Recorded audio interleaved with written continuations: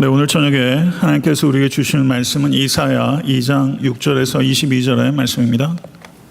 네, 교독하도록 하겠습니다. 제가 먼저 읽겠습니다. 주께서 주의 백성 야곱 족속을 버리셨으면 그들에게 동방 풍속이 가득하며 그들이 블레셋 사람들 같이 점을 치며 이방인과 더불어 손을 잡아 언약하였습니다. 그 땅에는 은금이 가득하고 보화가 가득하며 그 땅에는 마필이 가득하고 병거가 무수하며 그 땅에는 우상도 가득하므로 그들이 자기 손으로 짓고 자기 손가락으로 만든 것을 경배하며 천한 자도 절하며 귀한 자도 굴복하오니 그들을 용서하지 마옵소서. 너희는 바위 틈에 들어가며 진토에 숨어 여호와의 위엄과 그 광대하심의 영광을 피하라. 그날에 눈이 높은 자가 낮아지며 교만한 자가 굴복되고 여호와께서 홀로 높임을 받으시리라. 대저 만군의 여호와의 날이 모든 교만한 자와 거만한 자와 자고한 자에게 임하리니 그들이 낮아지리라. 또 레바논의 높고 높은 모든 백향목과 바산의 모든 상수리 나무와 모든 높은 산과 모든 솟아오른 작은 언덕과 모든 높은 망대와 모든 견고한 성벽과 다시스의 모든 배와 모든 아름다운 조각물에 임하리니 그날에 자고한 자는 굴복되며 교만한 자는 낮아지고 여호와께서 홀로 높임을 받으실 것이요 우상들은 온전히 없어질 것이며 사람들이 암혈과 토굴로 들어가서 여호와께서 땅을 진동시키려고 일어나실 때 그의 위엄과 그 광대하심의 영광을 피할 것이라. 사람이 자기를 위하여 경배하려고 만들었던 은우상과 금우상을 그날에 두더지와 박쥐에게 던지고 암열과 험악한 바위 틈에 들어가서 여호와께서 땅을 진동시키려고 일어나실 때 그의 위엄과 그 광대하심의 영광을 피하리라. 다 같이 너희는 인생을 의지하지 말라. 그의 호흡은 코에 있나니 샘할 가치가 어디 있느냐. 아멘. 하나님의 말씀입니다. 이사야서를 1장부터 39장까지를 심판의 책이라고 하고요. 그리고 40장부터 66장까지를 위로의 책이라고 합니다. 그리고 1장부터 12장까지는 이 전반부인 심판의 책의 첫 번째 소단락으로서 유다와 이스라엘의 임할 심판에 대해서 예고하고 있는 부분이다. 이렇게 이야기를 했습니다. 그러나 1장부터 12장까지도 심판에 대한 이야기로만 가득 차 있는 것은 아니고 거기에 6개의 소망의 빛들이 반짝이고 있다. 이렇게 이야기했습니다. 첫 번째 소망의 빛이 이사야서 2장 1절에서 5절까지 있었고 그리고 두 번째 소망의 빛이 4장 2절에서 6절까지 있습니다. 이 장절을 좀 기억하시면 좋을 것 같아요. 첫 번째 소망의 빛이 이사야서 2장 1절에서 5절, 두 번째 소망의 빛이 이사야서 4장 2절에서 6절. 그러니까 이 2장 6절에서부터 4장 1절까지는 이 미래의 두 개의 소망의 빛 사이에 있는 현재 이스라엘의 절망적인 상태를 묘사하고 있는 부분이다. 이렇게 볼 수 있다는 것이죠. 두 개의 소망의 빛 사이에 있는 현재 이스라엘의 절망을 기록하고 있다. 이렇게 볼 수 있는데요. 오늘 본 말씀은 2장 6절에서 22절입니다. 여기에서는 하나님을 버리고 스스로를 높이려는 인간의 어리석음을 일반적으로 묘사하고 있습니다. 그리고 다음 강해 때 제가 설교하게 될 이사야서 3장 1절부터 4장 1절까지는 스스로를 높이는 인간의 어리석음의 좀 더 구체적인 모습을 묘사하는 부분이다. 이렇게 이해할 수 있을 것입니다. 그리고 오늘 본문 2장 1절에서부터 2장 22절은 다시 세 부분으로 나누어집니다. 2장 6절에서 22절입니다. 2장 6절에서 11절까지 그리고 12절부터 17절까지 그리고 18절부터 22절까지 이렇게 오늘 본문은 세 부분으로 나누어서 이해해야 할 것입니다. 2장 11절을 한번 보시기 바랍니다. 2장 11절 그날에 눈이 높은 자가 낮아지며 교만한 자가 굴복되고 여호와께서 홀로 높임을 받으시리라. 그리고 2장 17절을 한번 보겠습니다. 2장 17절 그날에 자고한 자는 굴복되며 교만한 자는 낮아지고 여호와께서 홀로 높임을 받으실 것이요. 그러니까 2장 11절과 2장 17절이 약간의 차이는 있지만 거의 대동소이한 구절로서 그 음악적으로 말하면 거의 후렴구 같이 되어 있고, 그래서 2장 11절과 17절이 오늘 본문의 주제 성구다, 이렇게 보면 틀림이 없습니다. 그렇다면 오늘 본문이 2장 6절부터 22절의 주제는 무엇인가? 그것은 자기를 높이는 어리석음에 대한 경고의 말씀이다, 이렇게 분명하게 이야기할 수 있을 것입니다. 그리고 2장 22절을 한번 보시기 바랍니다. 장례식에서 이 말씀을 자주 이야기하는데요. 제일 앞부분 보겠습니다. 같이 한번 읽겠습니다. 너희는 인생을 의지하지 말라, 이렇게 말하고 있습니다. 그러니까 이 부분은 결론적인 경고의 말씀이다, 이렇게 볼 수 있는 것이죠. 이렇게 우리가 문맥과 그리고 오늘 본문의 구조를 조금 이해하고 오늘 본문으로 들어가면 좀 더 이해하는 데 용이할 것이다, 그렇게 생각합니다. 6절부터 11절까지 첫 번째 단락입니다. 여기의 내용은 가득하고 무수하나 공허하다, 그런 내용입니다. 저를 한번 따라해 보시죠. 가득하고 무수하나 공허하다. 6절부터 8절까지를 보게 되면요, 6절부터 8절의 내용을 한번 보세요. 거기에 보게 되면 6절부터 8절, 가득하며, 동방풍속이 가득하며, 7절을 한번 보겠습니다. 은금이 가득하고 마필이 가득하고, 그 다음 8절 우상도 가득하며, 이렇게 가득하다라는 표현이 4번 나오고, 그리고 7절로 다시 돌아가 보게 되면 거기에 보화가 무한하며 병거가 무수하며, 이렇게 말하면서 가득하다란 말이 4차례, 무한하다, 무수하다는 말이 2차례, 이렇게 반복되고 있는 거예요. 그런데 5절과 6절을 우리가 연이어서 한번 다시 한번 읽어보도록 하겠습니다. 5절과 6절입니다. 시작. 야곱 족속아, 오라, 우리가 여호와의 빛에 행하자. 주께서 자기 백성 야곱 족속을 버리셨으면 그들에게 동방풍속이 가득하며 그들이 블레셋 사람들 같이 점을 치며 이방인과 더불어 손을 잡아 언약하였습니다, 이렇게 말하고 있습니다. 5절에서 6절로 넘어가면서 어조가 완전히 급변하고 있습니다. 여호와의 빛에 행하자라는 외침이 무색하게 6절은 이스라엘이 빛 가운데서 행하지 않고 어둠 가운데서 행하였음을 이야기하고 있습니다. 미래에 대한 이상적인 소망이 현재의 자신과 사회를 변혁시키는 계기가 되어야 되는데 이스라엘은 전혀 그렇게 하지 못했습니다. 성도 여러분, 우리도 소망을 붙잡고 살아가는 사람들입니다. 그런데 미래의 소망이 현재의 나를 바꾸지 못한다면 그 미래의 소망은 심판을 통해서 이스라엘이 정화된 후에야 그 소망이 이스라엘의 것이 될 것입니다. 우리도 소망을 붙잡고 살아가는 존재인 줄로 믿습니다. 그런데 미래의 그 소망이 현재의 나를 바꾸지 못한다면 하나님께서는 우리에게 징벌을 통해서 우리가 그 소망을 받기에 합당한 존재로 정화시키실 것입니다. 여러분과 저의 소망은 무엇입니까? 하나님의 나라가 우리의 소망이 되기를 간절히 소원합니다. 이 소망이 진실로 여러분과 저에게 있을 수 있길 간절히 소원합니다. 그렇다면 하나님의 나라라는 이 소망이 여러분과 저의 삶을 바꿨습니까? 만약에 하나님의 나라의 도래를 진실로 소망하고 그 나라가 이 땅에 도래한 이래 여러분과 저의 삶을 전혀 드리고 있지 않다면, 아무것도 그 소망이 우리를 바꾸지 못했다면 그것은 역설적으로 우리에게 소망이 없기 때문일 수도 있습니다. 제가 예전에 읽었던 책 중에서 상당히 저에게 자극이 되었던 한 부분들을 스크랩해 놨는데요. 어느 성공의 주교의 묘비에 이렇게 쓰여 있었다는 것입니다. 경청하시기 바랍니다. 내가 젊고 자유로워서 상상력에 한계가 없을 때 나는 세상을 변화시키겠다는 꿈을 가졌었다. 그러나 좀 더 나이가 들고 지혜를 얻었을 때 나는 세상이 변하지 않으리라는 것을 알았다. 그래서 내 시야를 약간 좁혀 내가 살고 있는 나라를 변화시키겠다고 결심했다. 그러나 그건 역시 불가능한 일이라는 것을 깨달았다.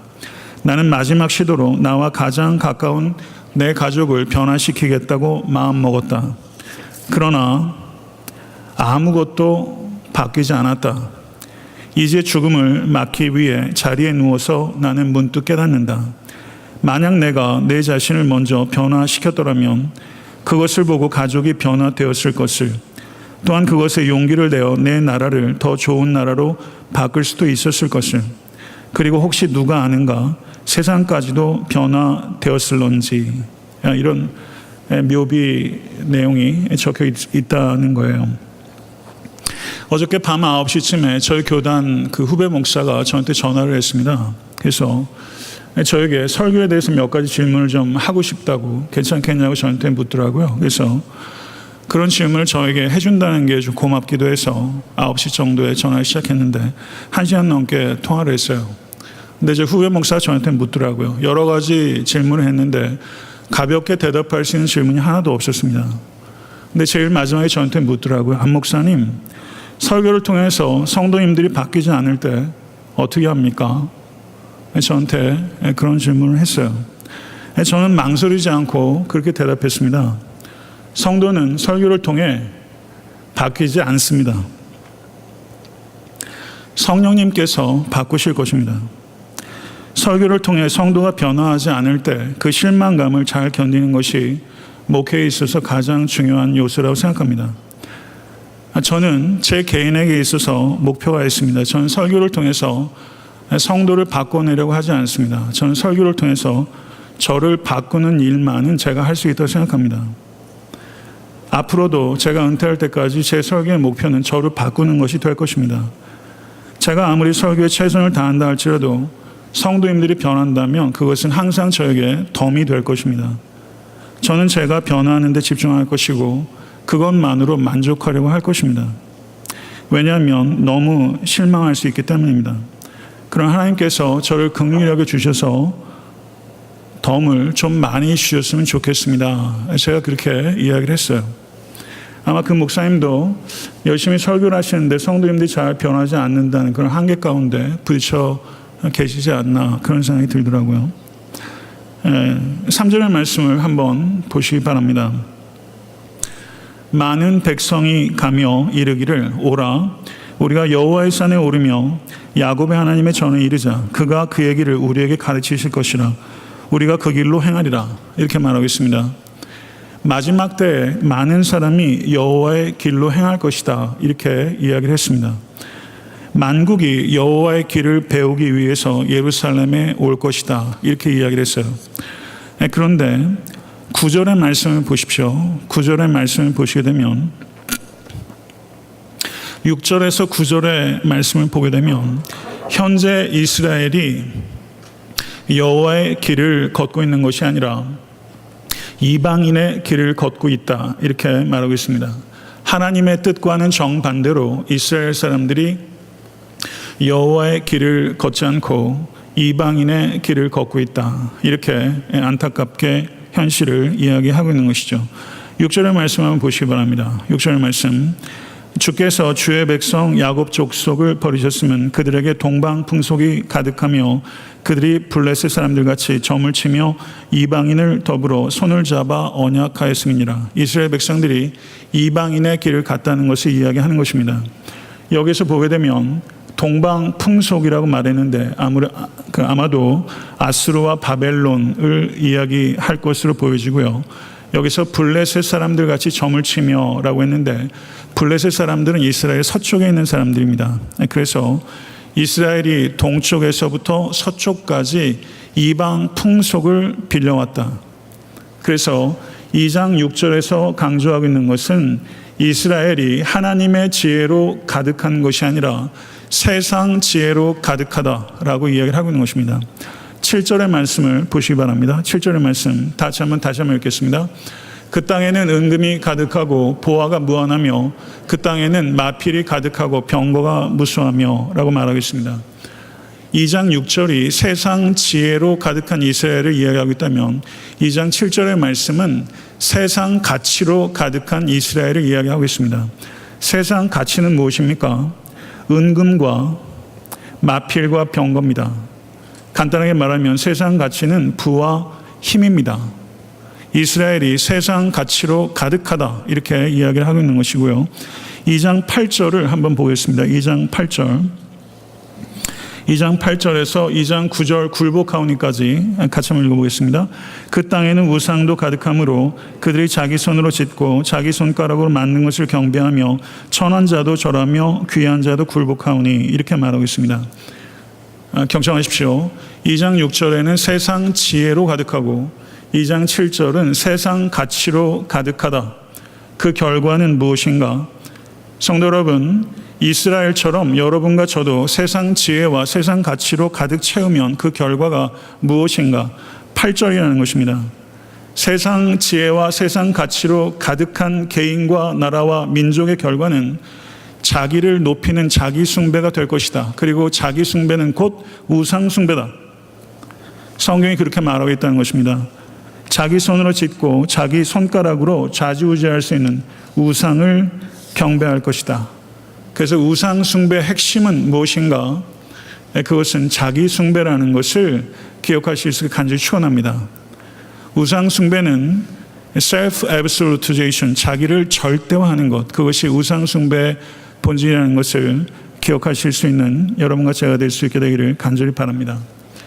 이사야서 전체는 인간이 자기 손으로 만든 우상을 섬기는 것 어리석음에 대해서 강력하게 규탄하고 그리고 의문을 제기하고 우상 숭배의 결국은 곧 자기 수치가 될 것이다.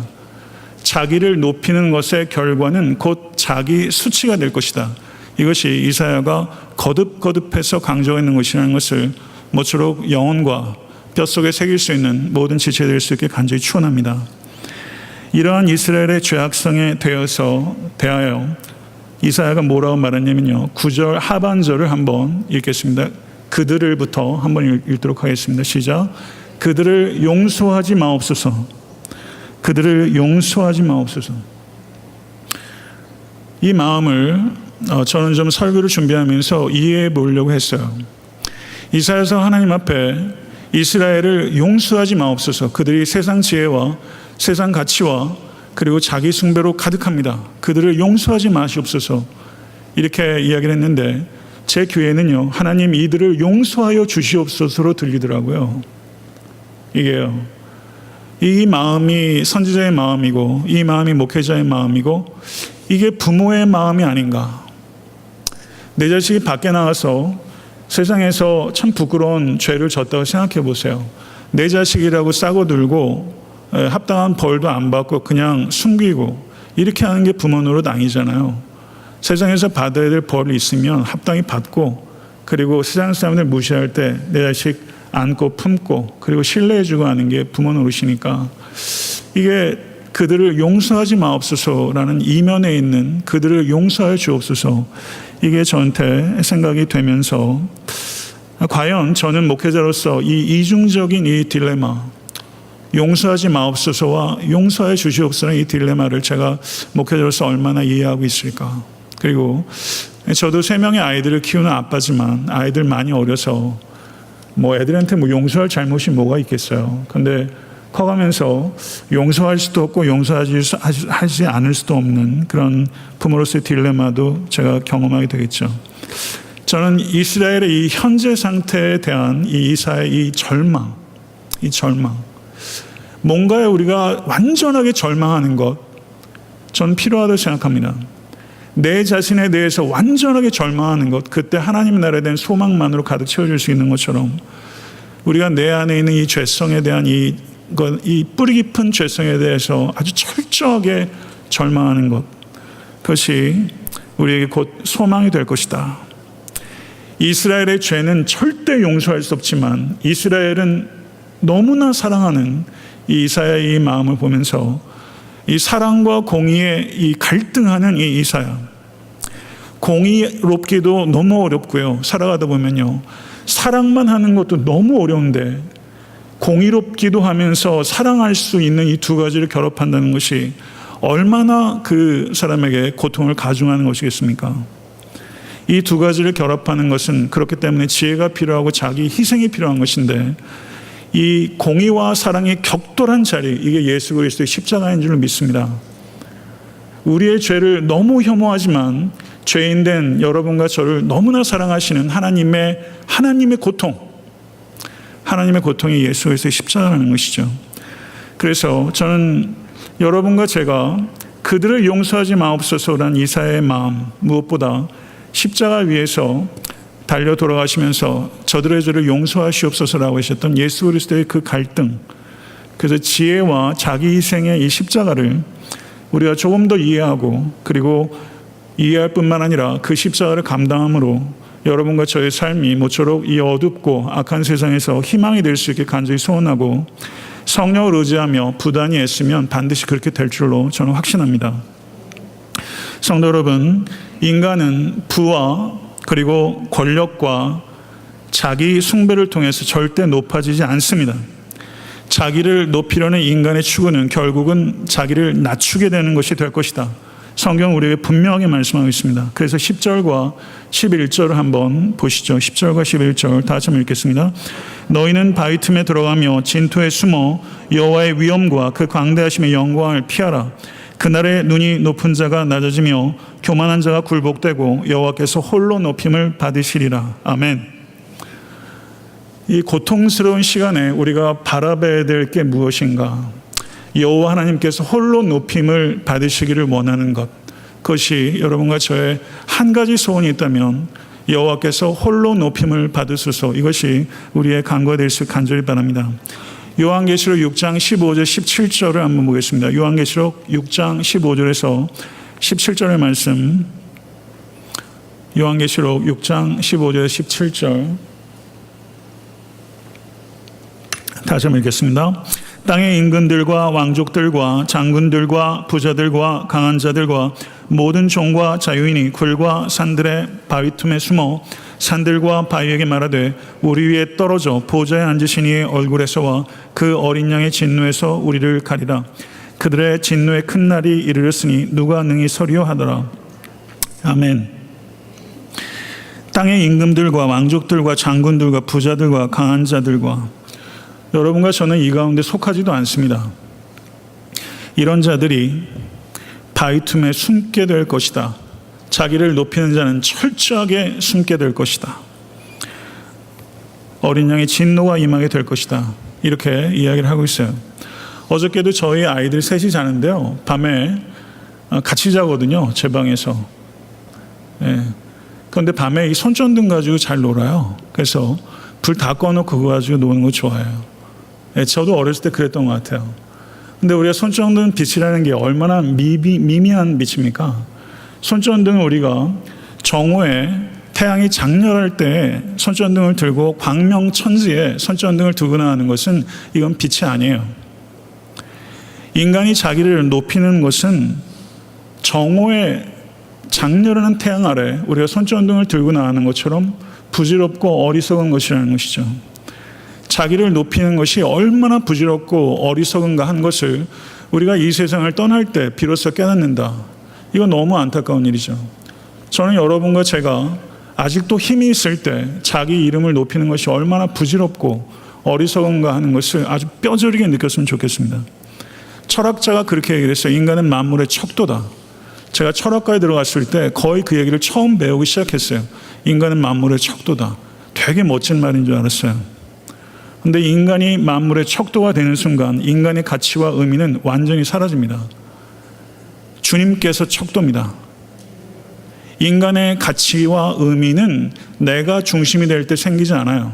내가 중심이 될 때 내 의미도 가치도 완전히 사라지고 붕괴되는 것이라는 것을 우린 진실로 깨닫고 홀로 영광을 하나님께 돌릴 때 나의 가치도 의미도 생겨나는 것이다. 이것을 진실로 믿으실 수 있는 여러분과 제가 될 수 있게 간절히 축원합니다. 12절에서 17절은 6절부터 11절까지가 가득하고 무수하나 허망하다. 가득하고 무수하나 허망하다. 그런데 12절부터 17절은 높으나 낮다, 이런 뜻이에요. 자, 한번 따라해 보십시오. 높으나 낮다. 성도 여러분, 여기에서 그 13절부터 이어진 내용들을 보시면 13절에 레바논의 백향목, 바산의 상수리나무, 백향목이 아주 잘 자란 백향목은 높이가 한 60, 70m로 올라가는데요. 바산의 상수리나무, 나무 중에 나무입니다. 14절에 높은 산과 언덕, 15절에 높은 요새들, 16절에 다시스의 모든 배와 아름다운 조각물들. 보통 이러한 것들은요, 고관 대작들의 집을 장식합니다. 이런 나무들을 기둥과 석가래로 쓴 집은 가난한 사람들은 이런 걸 쓰지 못해요. 구경도 못합니다. 그런데 어떻습니까? 이 모든 것들이 낮아지게 될 것이다. 이 세상의 어떤 피조물들도 낮아지게 될 것이다. 이렇게 말하고 있는 것입니다. 오늘 말씀을 통해서 강조하는 것은 여러분과 저의 개인의 문제도, 교회의 문제도, 이 나라와 민족 그리고 전 세계의 문제도 결국은 한 가지입니다. 자기를 높이는 문제라는 한 가지 문제예요. 그러면 가장 인간다운 삶은 무엇인가? 철학에서도 얘기하고 모든 종교에서도 얘기해. 가장 인간다운 삶은 무엇인가? 그것은 인간을 높이는 삶이 아니라 하나님을 높이는 삶인 줄로 믿습니다. 가장 인간다운 삶은 하나님만 홀로 높이는 삶. 그것이 가장 인간다운 삶이고, 하나님만을 홀로 높일 때 하나님께서 하나님만을 놓치고 자기를 낮추는 그 인간을 하나님께서 높이시는 줄로 믿습니다. 여기서 2장 2절을 한번 보세요. 2장 2절, 이사야서 2장 2절 같이 한번 큰 목소리로 읽겠습니다.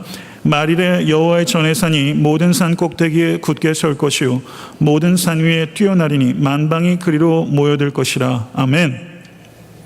말일에 여호와의 전의 산이 높은 산 꼭대기에 굳게 설 것이요 모든 산 위에 뛰어나리니 만방이 그리로 모여들 것이라.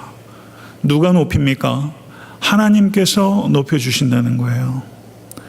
그러니까 여러분과 제가 앞으로 살아있을 때, 그리고 영원토록 여러분과 제가 해야 될 일은 오직 하나님만을 높여드리는 것이다. 그럼 하나님께서 우리를 높이신다. 우리의 관심은 하나님의 이름이 되어야 될 것이고, 하나님께서 아브라함에 얘기하셨던 것처럼 아브라함의 이름을 창대케 하는 것은 아브라함 자신이 아니라 하나님이시라는 것을 기억하시면서 자기 이름에 대한 집착에서 자유로운 사람 한 사람도 없습니다. 저인들 자유롭겠습니까? 남자는 명예를 그래도 많이 중요하게 생각하고, 목회자에게 있어서 명예 중요한 거죠. 그렇지만 내 이름에 대한 집착, 버리면 버릴수록 좋은 것이고 아예 없으면 더 좋습니다. 오직 주님의 이름만 높여드리는 여러분과 제가 되길 간절히 바라고, 그럴 때 여러분과 저의 삶은 의미와 가치를 갖게 될 것이고 아름다움을 갖게 될 줄로 믿습니다. 17절의 말씀을 한번 보시죠. 17절의 말씀, 그날에부터 읽겠습니다. 시작.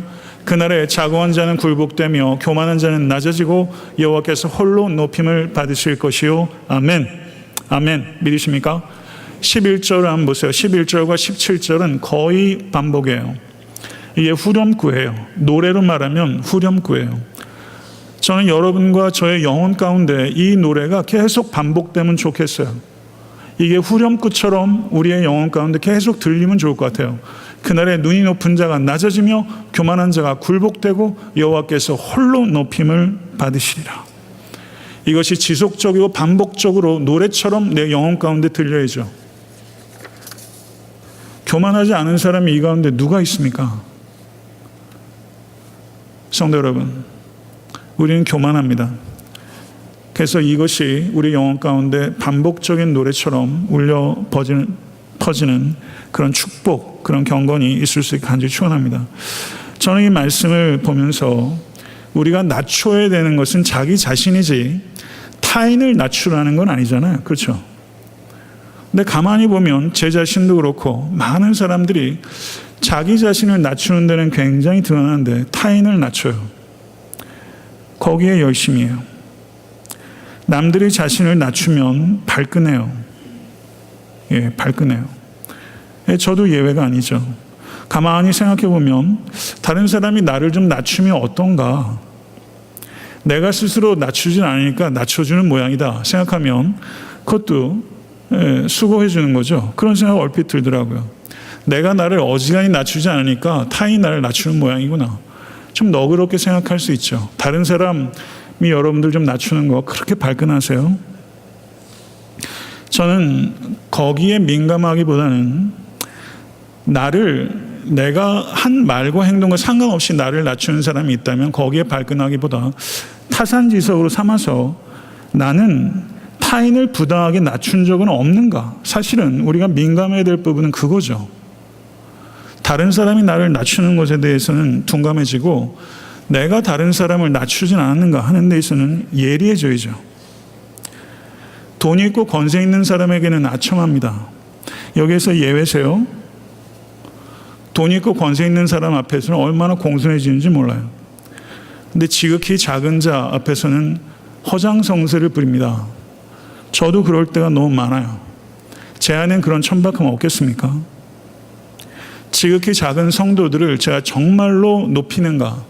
그런 사람들 은연중에 무시하진 않았는가? 이런 생각 제가 개인적으로 좀 하게 되더라고요. 그래서 오늘 말씀을 좀 더 실천적으로 왜 적용한다면 지극히 작은 자를 높여드리는 삶을 살아가는 여러분과 제가 되어서 간절히 바랍니다. 하나님만을 홀로 높이고 자기를 낮추는 삶이라면 눈에 보이지 않는 하나님을 어떻게 높입니까? 지극히 작은 자에게 한 것이 내게 한 것이니라. 주님께서 말씀하셨기 때문에 지극히 작은 자를 높여드리는 일에 여러분과 저의 삶이 쓰여진다면 하나님께서 기뻐하시게 될 줄로 믿습니다. 18절에서부터 22절의 내용을 한번 보시겠습니다. 여기에 보게 되면 결론부가 18절부터인데요. 단언합니다. 같이 한번 읽겠습니다. 우상들은 온전히 없어질 것이며 아멘. 그렇게 될 줄로 믿습니다. 우상들은 온전히 없어지게 될 것이다. 그리고 그 뒤에 내용들을 보게 되면 사람들이 아멸과 토굴로 들어가서 여호와께서 땅을 진동시키려고 일어나실 때 그의 위엄과 그 광대하심의 영광을 피할 것이라. 사람이 자기를 위하여 경배하려고 만들었던 그 은우상과 금우상을 그날에 두더지와 박쥐에게 던지고 아멸과 험악한 바위 틈에 들어가서 여호와께서 땅을 진동시키려고 일어나실 때 그의 위엄과 그 광대하심의 영광을 피하리라. 아멘. 하나님께서 땅을 진동시키신다 하는 내용들이 여기에만도 2번 반복되고 있어요. 하나님께서 땅을 진동시키실 때가 옵니다. 믿으십니까? 그러면 그때 설 수 있는 게 없어요. 이 세상의 우상 숭배는 다 허물어지게 될 것이고 은우상과 금우상들이 두저지와 박쥐, 설치류 이런 말을 제가 설교에서 쓰게 될 줄은 몰랐습니다. 설치류에게 은우상과 금우상이 던져지게 될 것이다. 부정한 것들이 부정한 것에게 던져지게 될 것이다. 이렇게 말하고 있는 것이죠. 그리고 22절을 보시기 바랍니다. 22절 다시 한번 읽겠습니다. 너희는 인생을 의지하지 말라. 그의 호흡은 코에 있나니 새말 가치가 어디 있느냐. 너희는 인생을 의지하지 말라. 인생을 의지하지 말라는 것은 너희가 동원할 수 있는 힘을 의지하지 말라.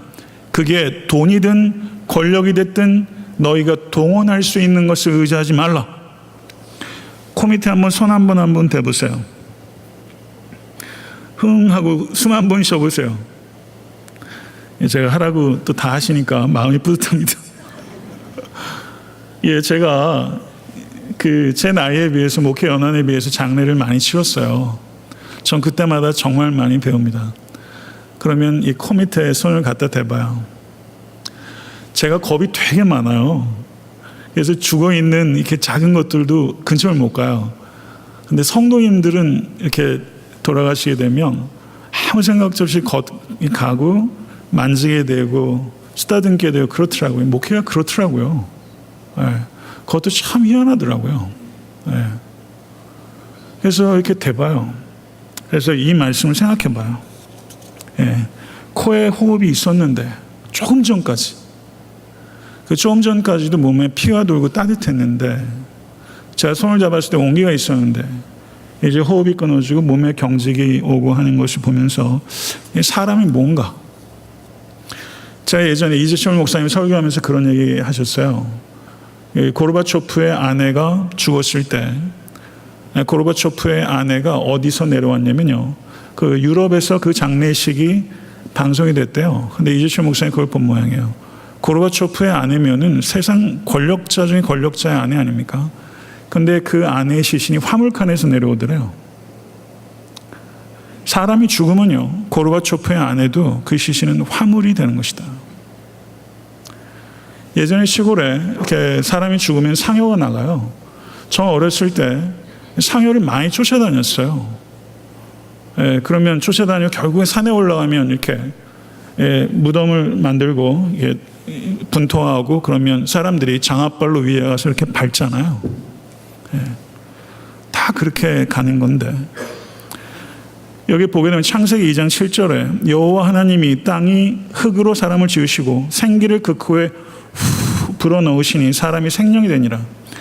이 말씀과 이사야서 2장 2절의 말씀은 그의 호흡은 코에 있나니 새마을가치가 어디 있느냐, 이 두 가지가 연결되면서 호흡이 코에 있다는 것은 인간은 창조주가 아니라 피조물이고 한계적 존재여 의존적 존재라는 것을 분명하게 말하고 있는 것입니다.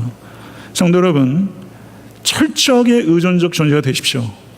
인간은 철저하게 의존적일 때 가장 자유롭습니다. 그리고 철저하게 하나님만 높일 때 그 인간의 가치는 높아지게 되는 줄 믿습니다. 오늘 말씀의 내용들을 요약하면서 전 여러분과 제가 이렇게 기도할 수 있게 되길 바랍니다.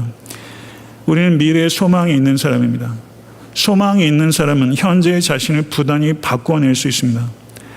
타인을 바꾸려는 것 교만입니다. 타인이 바뀌지 않는 것에 대한 실망감을 버리십시오. 세상 지혜와 세상 가치로 가득 차지 않으시고 오직 하나님의 나라와 그 의로 충만하신 여러분과 제가 될 수 간절히 바랍니다. 내가 기준이 될 때 나의 가치와 의미는 한순간에 사라지는 것입니다. 하나님만이 우리의 가치가 될 때 우리의 삶은 가치와 의미를 찾습니다. 자신을 높이는 것이 얼마나 어리석고 허망한 것인지에 대해서 철저하게 깨달으실 수 있는 여러분과 제가 될 수 간절히 바라고, 여러분과 저의 인생의 후렴구도 오직 하나님만 홀로 영광을 받으시옵소서. 이것이 여러분과 저의 평생의 삶의 후렴구가 될 수 있게 되기를 우주 예수 그리스도 여러분 간절히 축원합니다. 기도하겠습니다. 존귀하신 아버지 하나님, 이사야서의 말씀을 통해서 진리를 들을 수 있도록 은총 허락하시니 감사합니다. 들을 게 있는 자가 듣게 될 것입니다. 우리의 완고한 마음을 깨뜨려 주시고 말씀이 우리의 영혼 가운데 새겨질 수 있도록 인도해 주시며 목마른 사슴처럼 아버지 말씀을 붙잡고 또 영혼의 해갈을 하는 겸손한 우리 모두가 될 수 있도록 인도해 주시옵소서. 지금까지 살면서 예수를 믿은 후에도 자기를 높이려는 욕심 가운데 살아갈 때가 참 많이 있었습니다. 자기를 낮추기보다 높일 때가 많았던 것을 주님 앞에 회개합니다. 사역할 때도 그러했습니다. 형제 자매들을 판단할 때도 자고하고 교만하고 거만할 때가 많았음을 고백합니다. 이 종도 그러합니다. 하나님 아버지, 우리의 교만함을 드러내시고 내가 용서받을 수 없는 죄인이라는 것을 기억하며 예수 그리스도의 보혈로 의롭다 인정받은 죄인이라는 것을 감사하며 형제 자매들을 높이고 자기를 낮추는 일에 삶을 드릴 수 있도록 인도하여 주시옵소서. 아버지, 예언자의 말씀을 우리가 아버지 기억하고 아버지 우리의 삶도 더욱더 겸손하며 지극히 높으신 하나님만을 찬양하는 평생의 삶이 될 수 있도록 역사해 주시옵소서. 우리 주 예수 그리스도 이름으로 간절히 기도드렸사옵나이다. 아멘.